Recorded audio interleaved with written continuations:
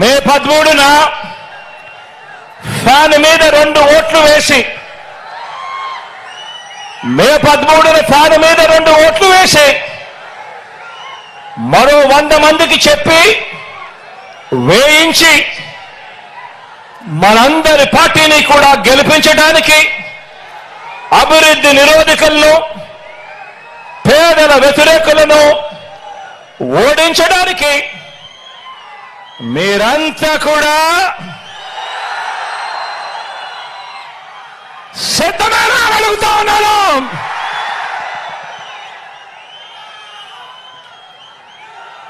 ఎన్నికలు జరగబోతా ఉన్నాయి. మరో 48 రోజుల్లో ఎన్నికలు జరగబోతా ఉన్నాయి. గెలిపే లక్ష్యంగా మనందరం కూడా అడుగులు వేయాలి. మనకు పోటీగా ఉన్నది అబద్ధాలు చెప్పేవాళ్ళు, మోసాలు చెప్పేవాళ్ళు, అవలీలగా కుట్రలు చేసే కూటమి మనకు ప్రత్యర్థులుగా ఉన్నారు. ప్రజలకు మంచి చేసిన చరిత్ర లేని చెడ్డ వాళ్ళందరూ కూడా ఏకమైన పరిస్థితులు కనిపిస్తా ఉన్నాయి. ఈ చంద్రబాబు బృందానికి ప్రజలకు అన్యాయం చేయటంలో, నమ్మించి ప్రజలను నట్టేట ముంచడంలో ఈ పెద్ద మనిషి చంద్రబాబు నాయుడు గారికి 45 ఏళ్ల అనుభవం ఉంది. ఎందులో అనుభవం ఉంది అనంటే మోసాలు చేయడంలోనూ, అబద్ధాలు చెప్పడంలోనూ, వెన్నుపోటు పడవడంలోనూ,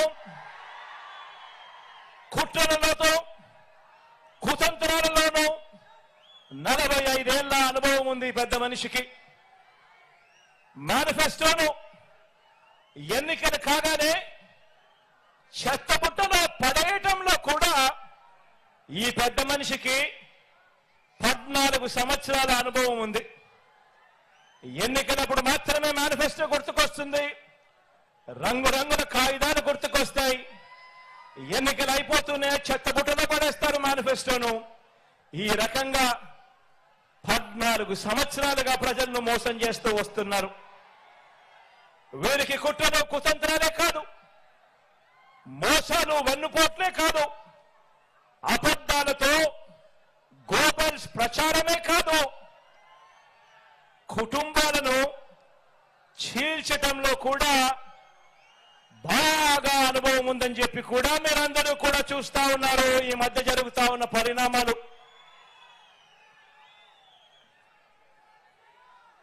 మా చిన్నాన్న గారిని, మా బాబాయిని, వివేకం చిన్నాన్నను ఎవరు చంపారో, ఎవరు చంపించారో ఆయనకు, ఆ దేవుడికి, ఈ జిల్లా ప్రజలందరికీ కూడా తెలుసు. కానీ బురద జల్లేందుకు 2 చెల్లెమ్మలను ఎవరు పంపించారో, వారు వెనకాల ఎవరు ఉన్నారో మాత్రం మీ అందరికీ కూడా రోజు కనిపిస్తానే ఉంది. ఇంకా ఆశ్చర్యం ఏమిటో తెలుసా? ఇంకా ఆశ్చర్యం ఏమిటి అనంటే, వివేకం చిన్నాన్నను అతి దారుణంగా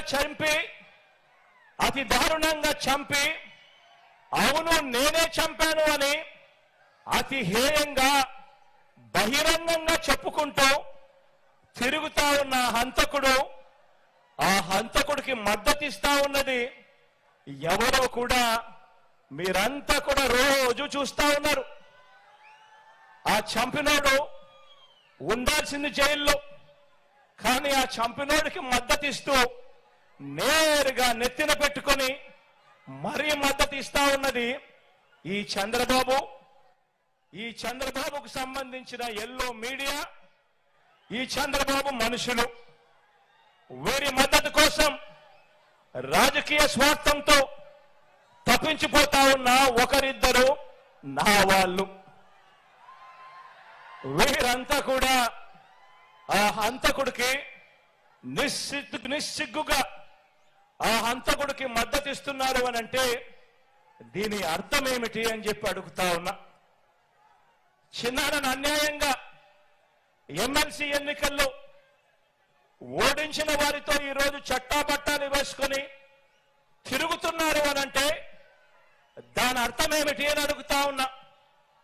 ఇంతటి దారుణం చేస్తూ దీన్ని నన్ను దెబ్బతీసే రాజకీయమని వారికి వారే చెబుతున్నారు అనంటే ఇది కలియుగం కాకపోతే ఇంకా ఏమిటి అని అంటా ఉన్నాను. ఈ సందర్భంగా మీ అందరి ప్రేమానురాగాల మధ్య నిలుచుని ఇంతకన్నా అన్యాయం ఎక్కడైనా ఉంటుందా అని అడుగుతా ఉన్నాను.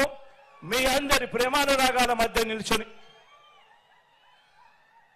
ప్రజల మద్దతు లేని బాబు చేస్తా ఉన్న ఈ నీచ రాజకీయంలో ఎవరు ఎటువైపున ఉన్నా కూడా నేను మాత్రం ప్రజల పక్షమే అని చెప్పి ఈ సందర్భంగా గర్వంగా చెప్తా ఉన్నాను. ఆ దేవుడు, ఆ ప్రజలు వీరిద్దరినే నమ్ముకున్న ధర్మాన్ని, న్యాయం వీటి రెండింటినీ నేను నమ్ముకున్నాను. ఈ రోజున నన్ను, మనందరి ప్రభుత్వాన్ని టార్గెట్ చేస్తా ఉన్న వారికి, ప్రజలకు మంచి చేసిన చరిత్ర ఎక్కడా కూడా లేదు. మనకు వంచిన చరిత్ర ఎక్కడా కూడా కనిపించదు. మనలో తేడా గమనించమని అడుగుతా ఉన్నా. వారికి మేనిఫెస్టో అంటే ఎన్నికలప్పుడు చెత్తబుట్టలో పడేసే డాక్యుమెంట్. ఎన్నికలు అయిపోయిన తర్వాత మేనిఫెస్టో ఇచ్చి కనీసం 10% వాగ్దానాన్ని కూడా నిలబెట్టుకున్న చరిత్ర వారికి లేదు.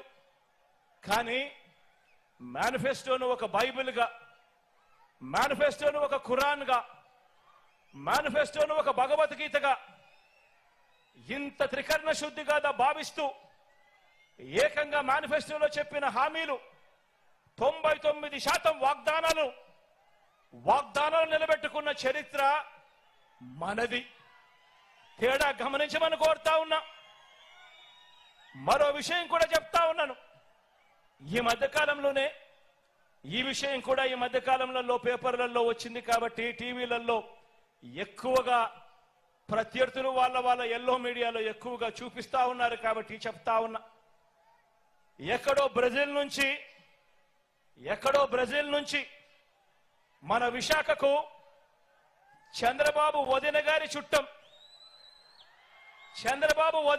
చుట్టం తన కంపెనీకి డ్రై ఈస్ట్ పేరుతో డ్రగ్స్ అంటే మాదక ద్రవ్యాలను దిగుమతి చేస్తా ఉంటే ఈ మధ్య కాలంలోనే సిబిఐ వాళ్ళు రేడ్ చేశారు. ఈ రేడ్ జరిగింది అని చెప్పి తెలిసిన వెంటనే క్షణాల్లోనే ఎల్లో బ్రదర్స్ అందరూ కూడా ఉలిక్కిపడ్డారు. వారి బ్రదర్ దొరికిపోయాడని తెలిసిన వెంటనే దొరికితే తమ బ్రదర్ కాదని, దొరికాడు కనుక వారు మన బ్రదర్స్ అని మన మీద నెట్టేయటానికి కూడా క్షణాల్లోనే కూడా వీళ్ళంతా కూడా రెడీ అయిపోయారు. తీరా చూస్తే వారు ఎవరయ్యారంటే సాక్షాత్తు మన రాష్ట్ర బీజేపీ అధ్యక్షురాలు చంద్రబాబు నాయుడు గారి వదినమ్మ గారి కొడుకు వియంకుడు. ఆ కంపెనీలోనే గతంలో డైరెక్టర్లు, భాగస్వాములు, బాబు బంధువులు, ఆత్మ బంధువులు. బాబు నిలబెట్టిన ఎంపీ అభ్యర్థులకు మరీ దగ్గరగా వీళ్ళకందరికీ బంధుత్వాలు కూడా ఉన్నాయి. నేరమంటూ జరిగితే అది చేసింది వారు, తోసేది మన మీద. ఎక్కడన్నా జరుగు నేరం, ఎక్కడన్నా